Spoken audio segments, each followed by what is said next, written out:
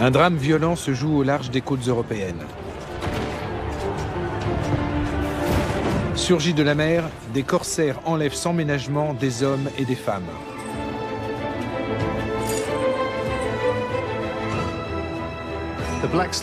De nombreux travaux de recherche ont été réalisés sur la traite des Noirs. Mais on a très peu étudié le commerce des esclaves blancs. C'est un phénomène encore mal connu. Peu d'entre eux parviendront à rentrer chez eux pour témoigner de leur sort. Les Européens perdent de nombreux navires et équipages, au point que le commerce se trouve presque paralysé en Méditerranée. Mais ce sont les États-Unis qui vont relever le défi et déclarer la guerre aux corsaires musulmans.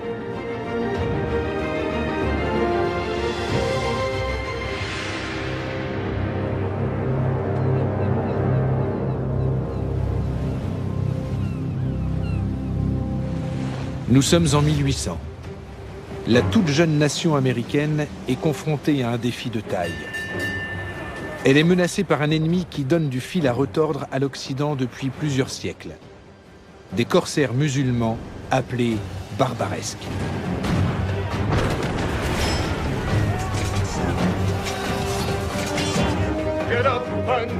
Stephen Decatur, jeune officier et tête brûlée, est chargé de sortir son pays de ce mauvais pas.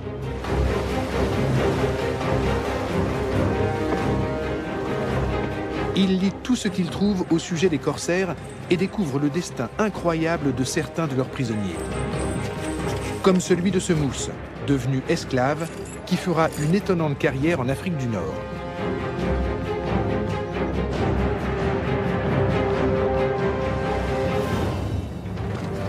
Stephen Decatur se familiarise avec cette culture qui défie son imagination. Il utilisera ses connaissances pour rendre les mers plus sûres.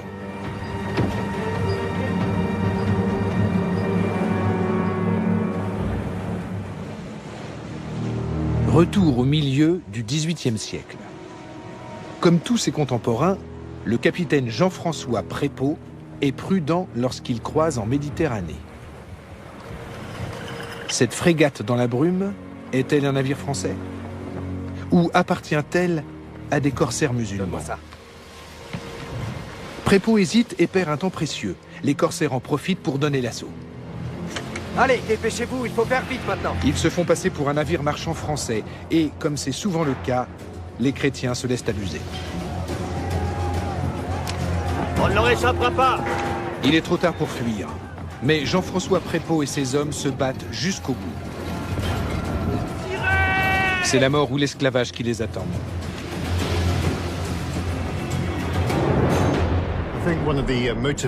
Les barbaresques sont apparus après que les Maures ont été chassés d'Espagne.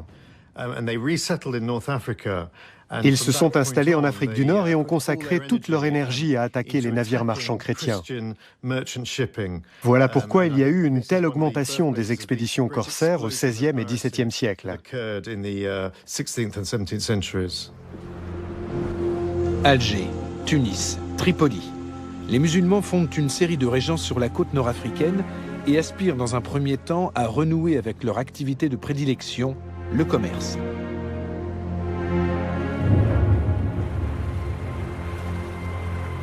Mais cela s'avère difficile. Les Européens ont de cuisants souvenirs de leurs affrontements avec les musulmans en Espagne.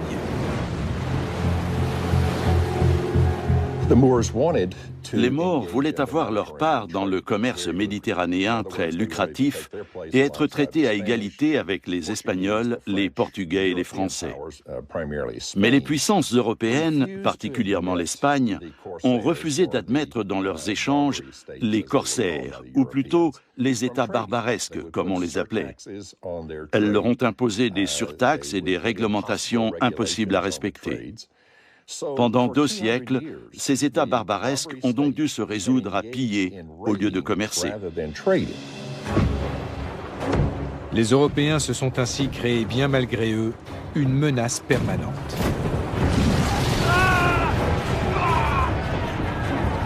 C'est contre ces corsaires que Jean-François Prépeau et son équipage doivent à présent se battre. Sachant qu'il n'y aura pas de quartier, ils sont prêts à vendre chèrement leur peau.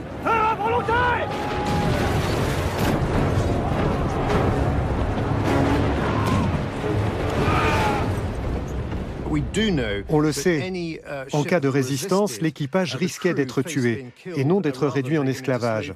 De plus, la capture d'un navire était une opération d'une extrême violence. Il y avait donc de nombreux morts, peut-être bien plus que dans nos estimations actuelles. Les Français se défendent, mais en vain.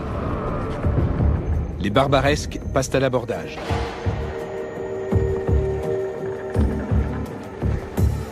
Les marins malades ou blessés sont immédiatement achevés.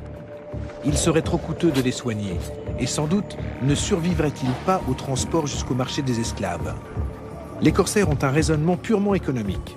Ils souhaitent optimiser leur prise et se débarrasser de tout ce qui pourrait nuire à leurs affaires.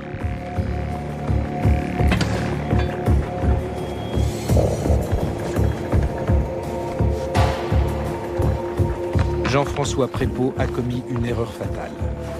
Il sait qu'il sera puni à Alger pour avoir osé résister à ses agresseurs.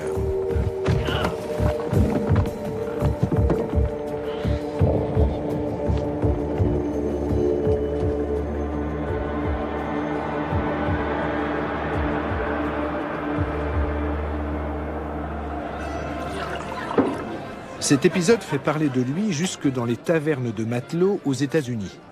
Grâce aux bonnes relations entre la France et Alger, on dit que le capitaine Prépeau aurait bénéficié d'un traitement plus clément. Servez-nous de votre breuvage. Merci. On n'a jamais vu ça. Certes, le capitaine n'a finalement pas été condamné au gibet, mais au lieu de ça, il a reçu 25 coups de bâton. Seulement, il n'a pas eu de chance, le bougre. Les coups étaient si vigoureux que Prépeau est mort 2 jours plus tard. Barbare. Espèce de misérable marin. La seule chose qu'ils sachent faire, c'est aborder les navires. S'ils arrivent sur votre pont, il n'y a plus aucun espoir. Le premier qui embarque sur un navire a le privilège de se choisir un esclave parmi les membres d'équipage. Bon sang. Ce ne sont pas des façons de faire. C'est scandaleux. Stephen Decatur aimerait mettre fin à ce climat de menace. En effet, les États-Unis sont en train de développer leur commerce maritime et les corsaires musulmans entravent sérieusement les échanges de marchandises. Et nul n'a encore réussi à les arrêter. Stephen Decatur y parviendra-t-il? Stephen Jr. was a sickly lad.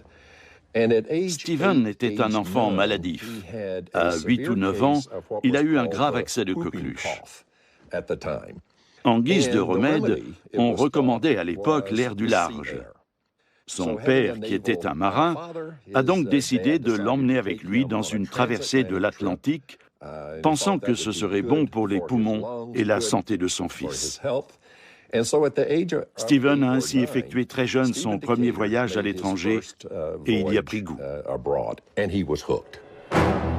Les États-Unis, une fédération de 13 anciennes colonies sur la côte est d'un continent gigantesque, sont un pays insignifiant lorsque la Grande-Bretagne reconnaît leur indépendance en 1783 au terme d'une guerre longue et meurtrière.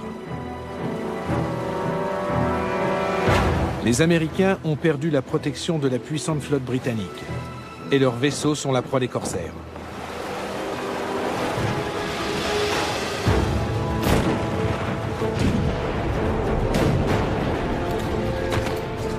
Pour laisser ces navires circuler en paix, les Barbaresques exigent le paiement d'un tribut annuel. C'est le futur président Thomas Jefferson qui négocie avec les souverains musulmans. Il est choqué, comme en témoigne cette lettre.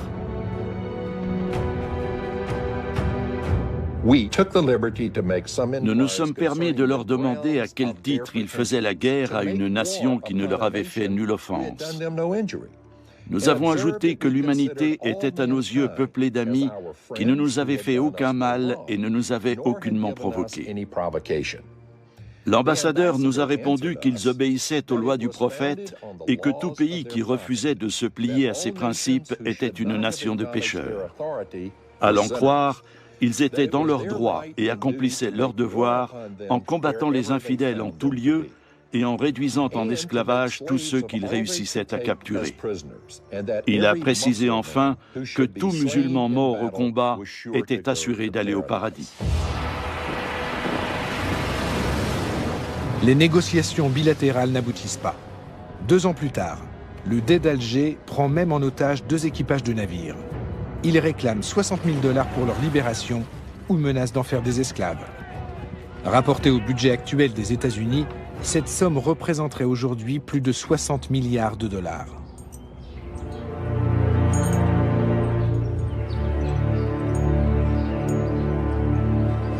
Nous les avons achetés. L'Amérique a conclu avec Alger un traité de paix. Un tribut de plusieurs millions de dollars qu'on leur verse, chaque année. Une somme de l'ordre de 20% des recettes de l'État. Il y a longtemps qu'on aurait dû investir cet argent dans des forces de frappe militaires puissantes. C'est bien vrai, ça. 20%, rendez-vous compte. On aurait pu régner sur les De océans. nos jours, il paraîtrait invraisemblable que les États-Unis se laissent dicter ainsi leur conduite. Mais même pour la jeune République, l'humiliation est cuisante. Les corsaires ont poursuivi leurs activités. Or, les États-Unis ne disposaient ni d'une marine militaire, ni d'une stratégie pour s'attaquer aux barbaresques. Pendant leurs 20 premières années d'existence, ils ont dû réfléchir à un plan d'action. L'US Navy, telle que nous la connaissons, a vu le jour dans ce contexte. Les États-Unis se fixent un objectif ambitieux, bâtir de nouveaux navires de guerre qui n'auront pas leur pareil sur les océans. Leurs ingénieurs mobilisent tout leur savoir, issu de 3 siècles de construction navale. Ils innovent, supprimant les lourdes superstructures des siècles passés. Place aux frégates aérodynamiques à faible tirant d'eau. Les États-Unis veulent ainsi mettre fin aux conditions humiliantes du traité de paix et d'amitié qui les lie à Alger. Et on les comprend.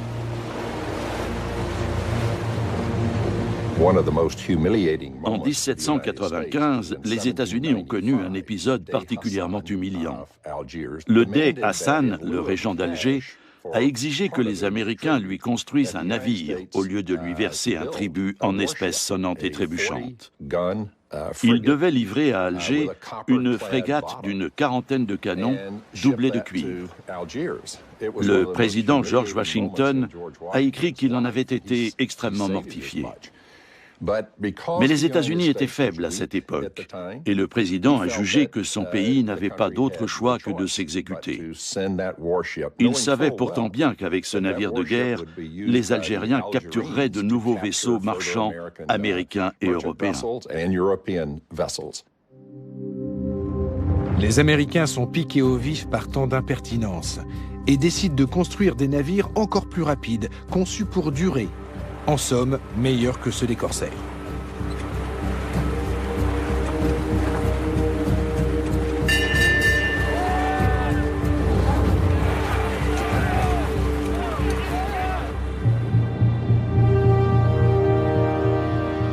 L'un d'eux est encore amarré aujourd'hui dans le port de Boston, sur la côte nord-est des États-Unis. Entretenu régulièrement, le USS Constitution est le plus vieux navire de guerre au monde encore à flot. Voilà plus de 2 siècles qu'il navigue avec un équipage de la marine américaine.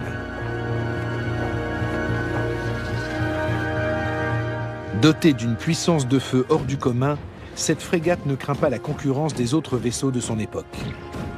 Au début du XIXe siècle, ses homologues britanniques et françaises sont équipés d'une 30aine de petits canons, mais le USS Constitution peut en emporter jusqu'à 2 fois plus, d'un calibre supérieur.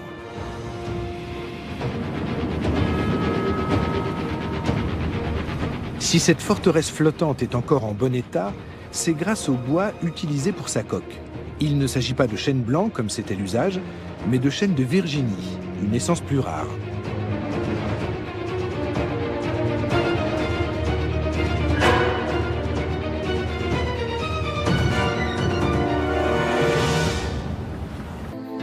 Il confère à la structure du navire une solidité exceptionnelle. Malheureusement, le chêne de Virginie est une variété rare, qui ne pousse que dans quelques régions d'Amérique centrale et dans le sud-est des États-Unis. La construction du USS Constitution a nécessité à elle seule l'abattage de 2000 arbres. Des étrangers accostaient souvent sur des zones sauvages de nos côtes et abattaient en toute illégalité quelques chênes de Virginie pour construire des navires en Europe. Décidément, les États-Unis ont bien besoin d'une flotte de guerre moderne et puissante à opposer à leurs ennemis.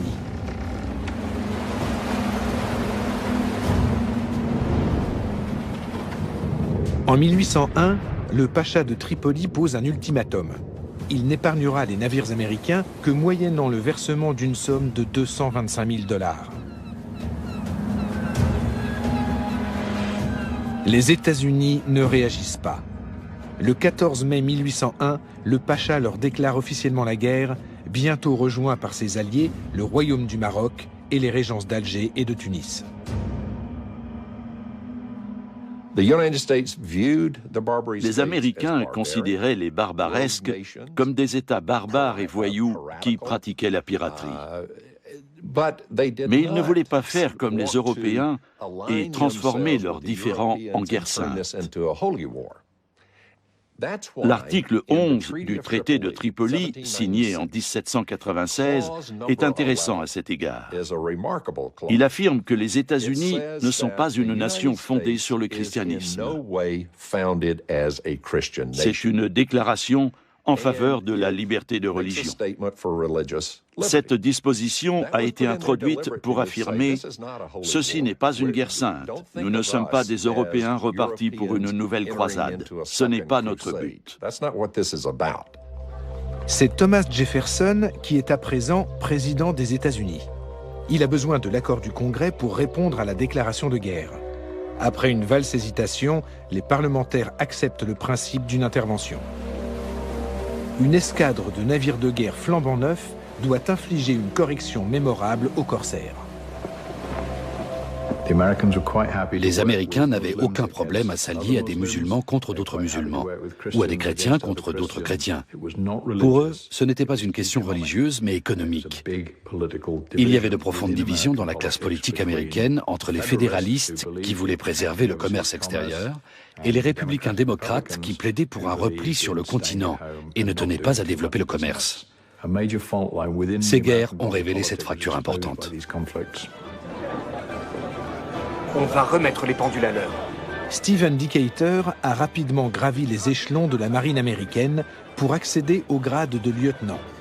Comme des centaines d'hommes, il va connaître son baptême du feu en Méditerranée. Avant le départ, on fête les héros. Je suis content de servir l'honneur national. Le jeune officier, qui aime boire et en découdre, brûle d'envie de faire ses preuves. Come and drink and live for the Navy. Come and drink for the Navy. À notre victoire. Santé. Le matin du 2 juin 1801, 4 super frégates mettent le cap sur la Méditerranée. Le vaisseau amiral de la US Navy, le USS Constitution, les rejoindra plus tard en renfort.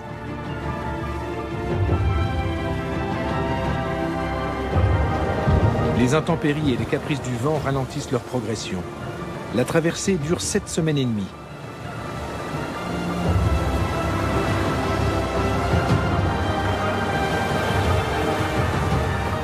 Stephen Decatur met à profit les longues heures de désœuvrement. Il étudie de près les cartes maritimes les plus récentes et lit de nombreux ouvrages sur les corsaires musulmans. Merci. Vous pouvez vous retirer.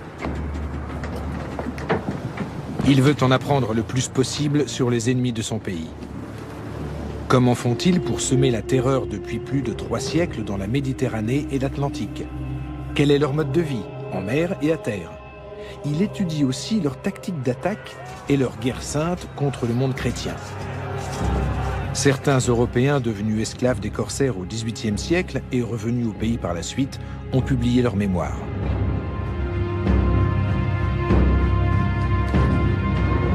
Le récit le plus étonnant est peut-être celui de Harkolufs.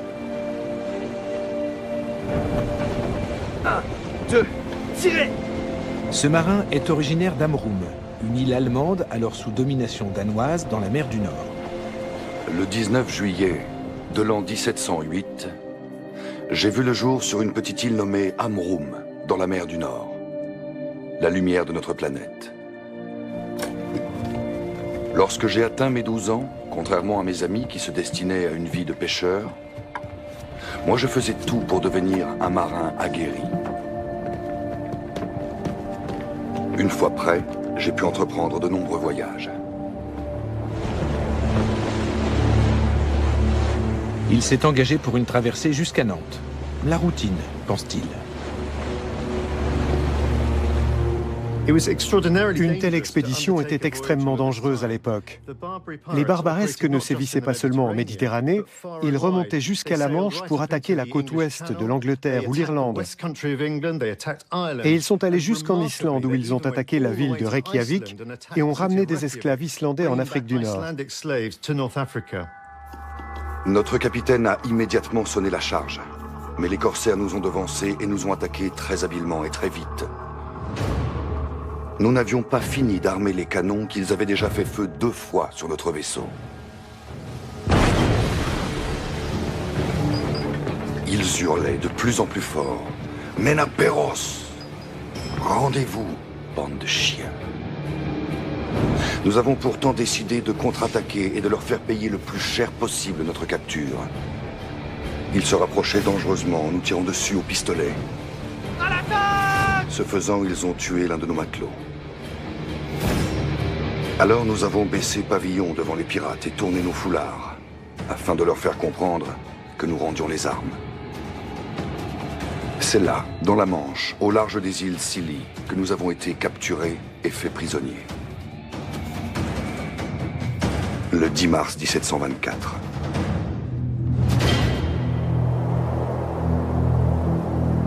Les corsaires ont réalisé une prise juteuse. Un navire transportant 21 hommes, pour la plupart jeunes et forts. De la marchandise de choix pour le Batistan, le marché aux esclaves d'Alger.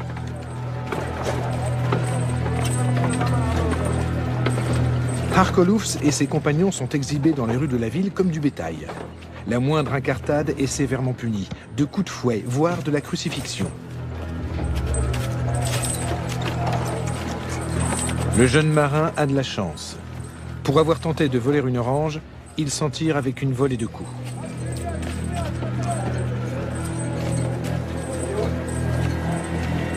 Jusqu'au XIXe siècle, il est courant de croiser des esclaves blancs dans les villes musulmanes. Européens pour la plupart, ils se voient confier les tâches les moins nobles et les plus pénibles.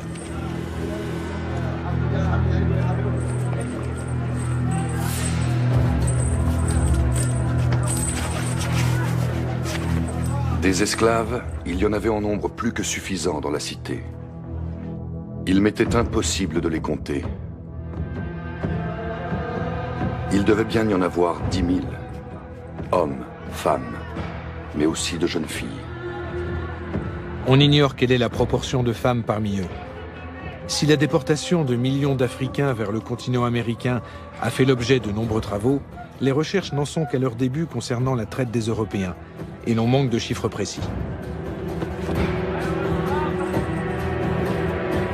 Selon certaines estimations, ils sont plusieurs centaines de milliers à avoir trimé contre leur gré dans l'ensemble de l'Afrique du Nord, où il est alors de bon ton de posséder un esclave blanc. Les plus beaux et les mieux éduqués sont même vendus comme des objets de prestige.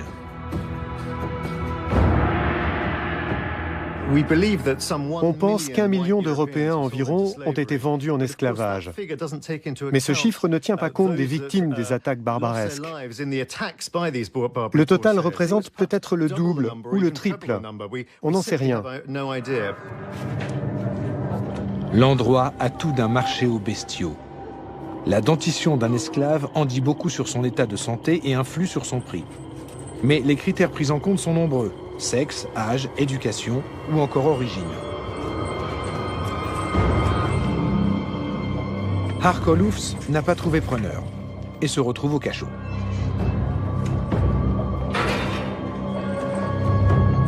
Le cachot était un endroit terrifiant.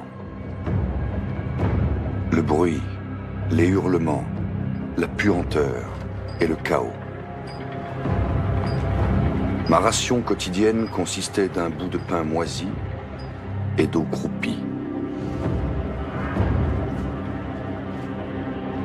Le lendemain, on m'a de nouveau présenté sur le marché aux esclaves. Va-t-il rester en vie ou mourir prématurément? Être traité comme une marchandise ou condamné à trimer? C'est ici que se décide son sort.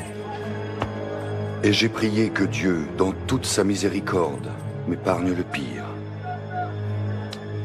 Esclave dans une carrière de pierre, ou esclave de rame sur une galère de corsaires, ce qui m'aurait condamné à une mort certaine.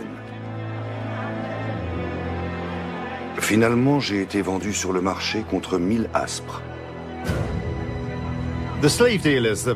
Les marchands d'esclaves et les barbaresques étaient très contents quand ils mettaient la main sur un marchand issu d'un milieu aisé. Ils pouvaient ainsi essayer de le revendre à sa famille. Dans toute l'Europe, les églises et les gouvernements collectaient d'énormes sommes d'argent pour permettre à l'État ou aux familles de racheter le captif.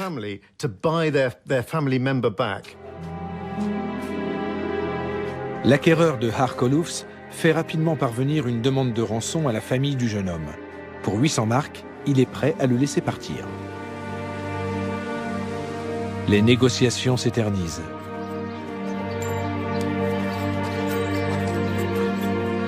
Sur l'île d'Amrum, la paroisse recueille des dons.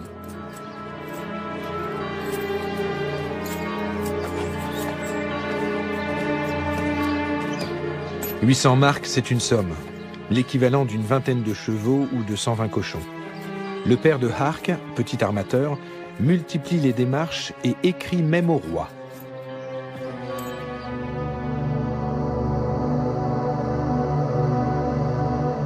Mais la rançon reste impayée et le sort du jeune homme est scellé. Son propriétaire, qui a décidément fait un mauvais calcul, le revend à perte au bey de Constantine.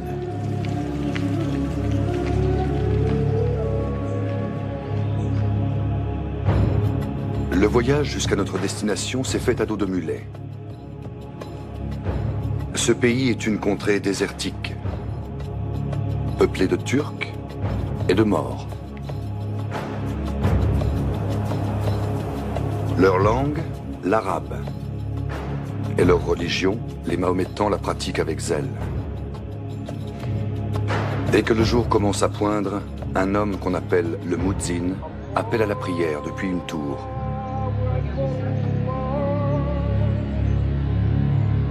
Le Béassine était une sorte de petit monarque qui régnait sur Constantine. Une cité agréable, avec une forteresse. D'après mes spéculations, nous nous trouvions à 12 jours de voyage, ou une 60aine de milles, au sud d'Alger.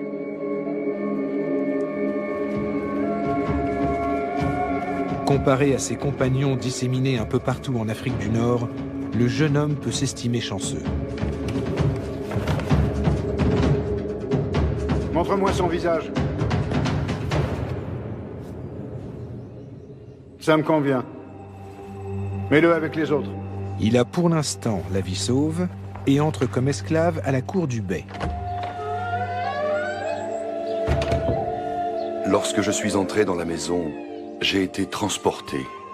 Je n'avais encore jamais vu autant de splendeur et je suis resté ébloui. Mon travail consistait à balayer le palais et à attiser le feu, mais aussi à abattre les moutons et les poules. Les seules pièces dans lesquelles je n'avais pas le droit d'entrer étaient celles du harem.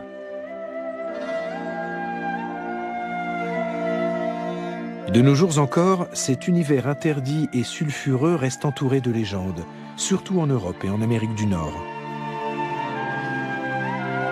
Des fantasmes qui inspirent peintres et écrivains.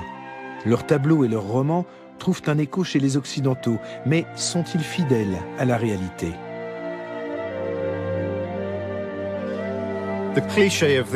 Le harem est souvent représenté par des femmes nues ou très dévêtues au service du pacha.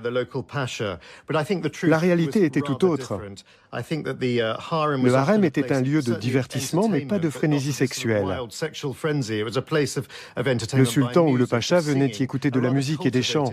C'était un lieu de culture où ils se détendaient.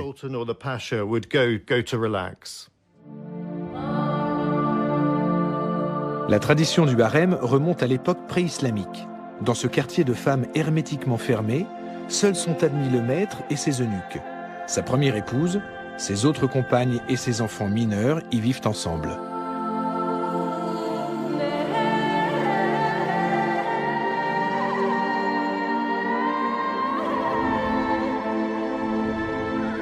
C'est la seule façon pour le souverain d'une société patriarcale de prévenir toute infidélité de la part de ses femmes et d'être sûr que les potentiels héritiers du pouvoir sont bien ses fils. Peut-être s'agit-il aussi de prévenir les rapts de femmes, une fâcheuse coutume des tribus d'Arabie.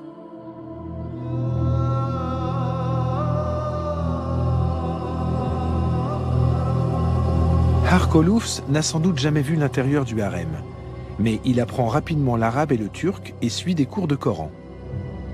Le bey remarque très vite que le jeune homme a de grandes compétences et s'efforce de faire de lui un bon musulman. Et tant pis si un esclave converti ne peut plus être traité comme une bête de somme.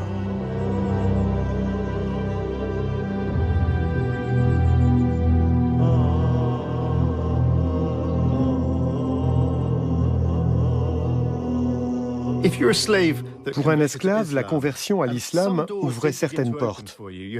Il devenait possible de travailler dans les palais, de devenir un domestique chez les puissants, ou même de servir dans l'armée. On pouvait donc nettement améliorer son quotidien, moyennant toutefois une démarche assez radicale.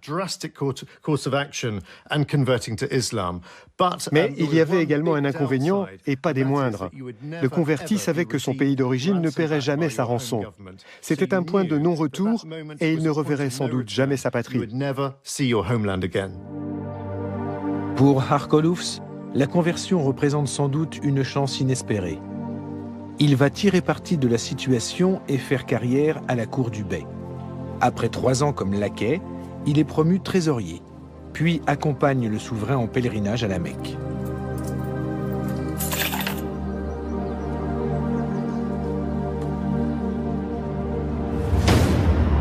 À 24 ans, il est à la tête des gardes du corps et finira même commandant en chef de la cavalerie.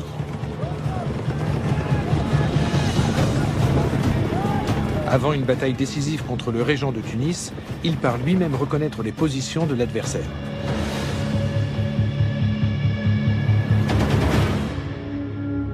Il choisit de mettre sa vie en danger, car en cas de victoire, sa récompense sera la liberté.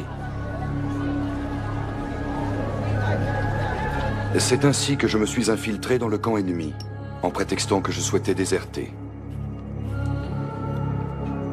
Cela m'a permis d'obtenir des informations précises sur toute leur organisation. La nuit de mon retour, mes troupes ont donné l'assaut. Nous avons pu attaquer à un endroit où nous n'étions pas attendus. La tactique porte ses fruits. À la tête de ses troupes, le jeune homme remporte la bataille. Le Béassine a tenu parole et m'a rendu la liberté.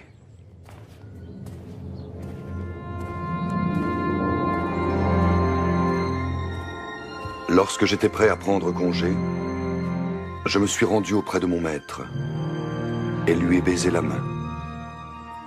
Effendi, je vous remercie pour le pain et la solde que vous avez eu la bonté de m'octroyer pendant 12 années, et je demande votre bénédiction. Je te remercie, capitaine.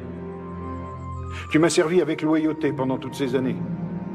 S'il m'est arrivé de te malmener, je t'en demande pardon.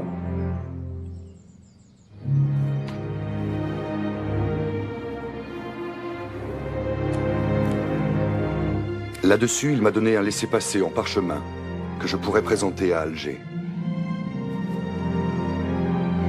Va, et que Dieu soit avec toi. Prends garde aux boissons trop fortes en compagnie de femmes. À Alger, veille bien sur ton argent. Les escrocs sont vifs et toujours à l'affût. Le destin de Harkolufs, esclave devenu commandant des forces d'un prince musulman, est aussi étonnant qu'exceptionnel.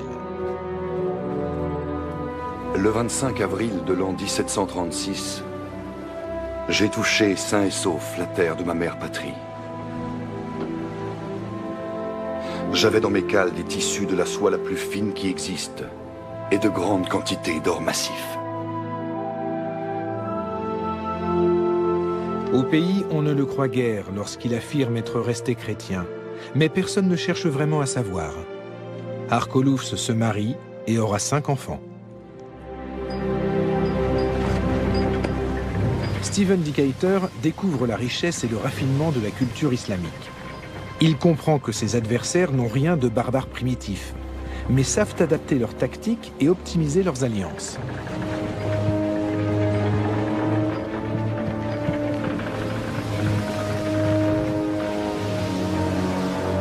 Les Américains qui se reposent sur leur flotte de guerre constatent bientôt qu'elle ne sera pas suffisante. Pendant des mois, leur escadre assiège la baie de Tripoli pour affamer l'ennemi. Mais les corsaires effectuent régulièrement des percées pour ravitailler les habitants de la ville. Thomas Jefferson s'impatiente. Il envoie des renforts supplémentaires en Méditerranée, notamment le USS Constitution. Un geste fort. Le USS Constitution était un navire de guerre auréolé de ses succès. Mais il était aussi le symbole de la détermination des États-Unis à protéger leur liberté et leur indépendance. Il faut alors un équipage de près de 500 hommes pour préparer la frégate au combat et la maintenir en condition opérationnelle. L'ennemi est convaincu que sa coque est impénétrable.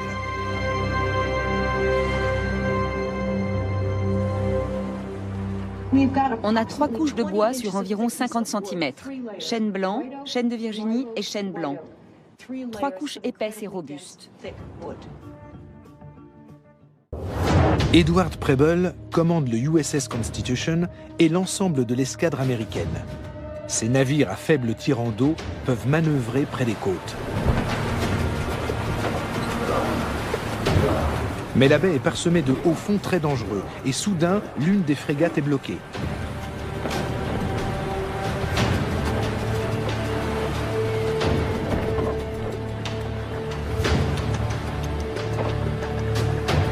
Que voyez-vous dans votre longue vue, lieutenant? J'ai l'impression que le Philadelphia a percuté un récif qui ne figure pas encore sur nos cartes. Bonté divine, comment une telle chose peut-elle se produire? Pour sauver le Philadelphia, son capitaine fait abattre plusieurs mâts. Mais cela ne suffit pas.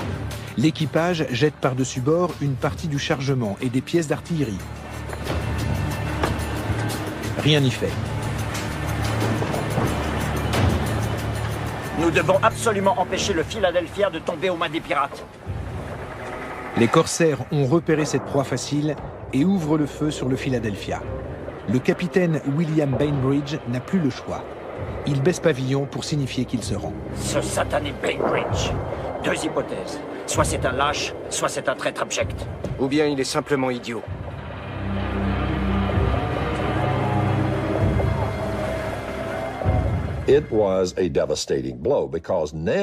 Cet épisode a été désastreux. Les Algériens avaient capturé 307 marins américains et ils étaient en possession d'un excellent navire de guerre très moderne. S'ils parvenaient à le dégager et à l'intégrer dans leur propre escadre, ils risquaient de s'en servir pour briser le blocus et piller les frégates américaines. En échange de la libération des otages, les barbaresques exigent une somme faramineuse. L'épisode nuit à l'image de Thomas Jefferson et compromet sa réélection. Pour couronner le tout, les corsaires repêchent les canons du Philadelphia et remettent ce dernier à flot. Les États-Unis sont humiliés.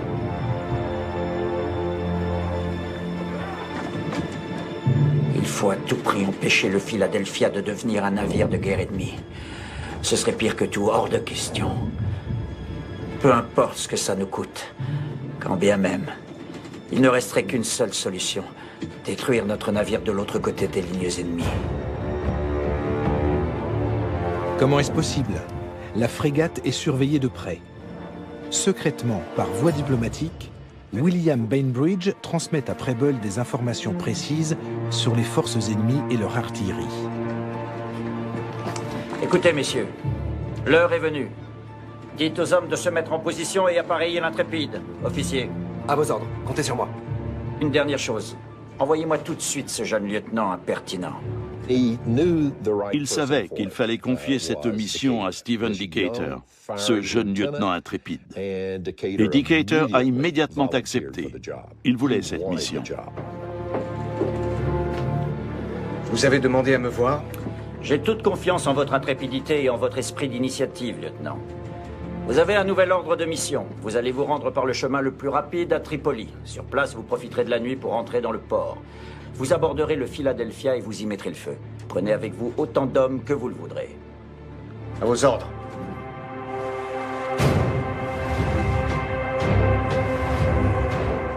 Pour cette mission suicidaire, 75 soldats, parmi les meilleurs éléments de la marine, se portent volontaires. Pendant plusieurs semaines, Stephen Decatur les entraîne à monter à l'abordage de nuit et à tuer en silence. Le commando prend possession du Philadelphia sans perdre un seul homme. Un chargement de bombes doit envoyer le bateau par le fond. Stephen Decatur reste à bord le plus longtemps possible pour savourer le spectacle.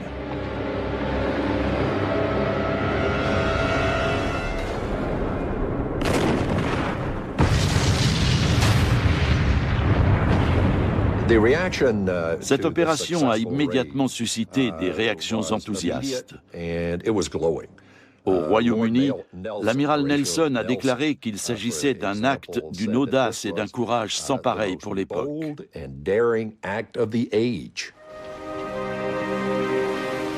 Grâce à ce coup de force, Stephen Decatur devient célèbre du jour au lendemain. Il est promu capitaine, ce qui fait de lui le plus jeune officier de la marine américaine à accéder à ce grade.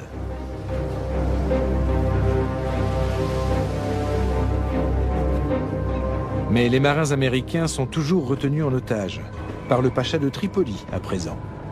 Edward Preble refuse de payer la rançon demandée et fait ouvrir le feu sur le port de Tripoli. Les deux camps finissent par signer un traité en 1805. Moyennant une rançon, les navires américains pourront circuler librement. Mais dès 1812, les corsaires s'en prennent à nouveau aux bateaux marchands venus d'outre-Atlantique. Il faut refaire appel à Stephen Decatur. Écoutez-moi tous. Messieurs, aujourd'hui, nous n'allons pas uniquement donner une bonne leçon aux dés d'Alger. Nous allons donner à tous les barbaresques une leçon qu'ils ne seront pas prêts d'oublier. Ou alors c'est la mer qui nous engloutira. L'officier ne perd pas de temps. À l'approche d'Alger, il capture le navire amiral des corsaires, ce qui les affaiblit considérablement.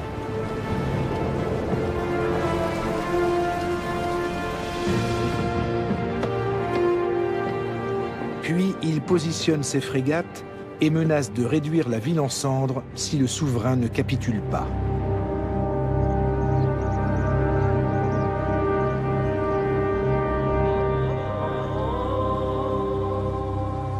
C'est le début de la politique de la canonnière.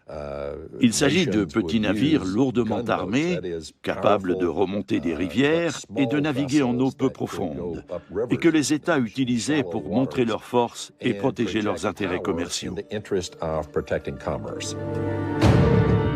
Depuis, les États-Unis ont maintes fois employé cette stratégie pour imposer leur point de vue, s'ingérer dans les affaires intérieures de pays plus petits ou peser sur leur politique économique.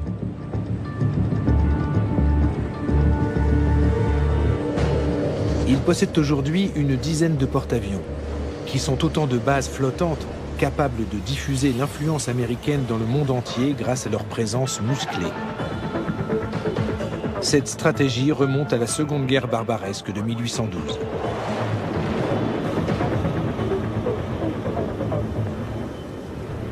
La flotte déployée au large d'Alger produit l'effet escompté et vient à bout de la combativité des corsaires.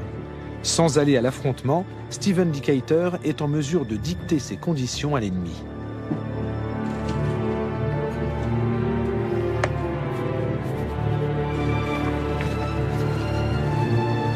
Le 3 juillet 1815, l'envoyé d'Alger, Tunis et Tripoli signe un traité avec les États-Unis à bord d'un navire américain. De toute évidence, c'est à contre-cœur que les trois régences s'engagent à relâcher sans contrepartie tous les prisonniers de guerre américains. Et ce n'est pas tout.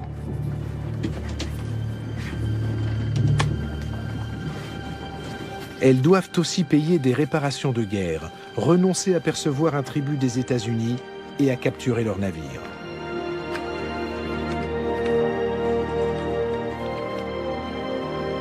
Cela suffira-t-il à mettre un terme aux méfaits des corsaires?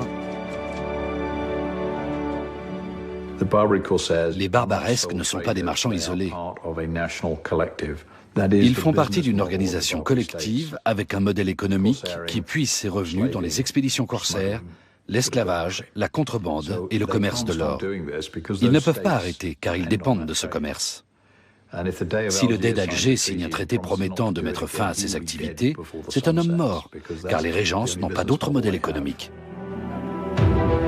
Pendant plusieurs années, une poignée de corsaires vont en effet continuer à sévir dans l'illégalité. Ce sont les Français qui libéreront les derniers esclaves blancs après la conquête de l'Algérie en 1830. Il reste que les écumeurs de la Méditerranée ont pour la plupart cédé face à l'audace d'un homme et de son équipage, mais aussi face aux navires américains ultramodernes. Les États-Unis croient alors à leur supériorité technique sur leurs adversaires. Mais cet avantage va bientôt s'amenuiser.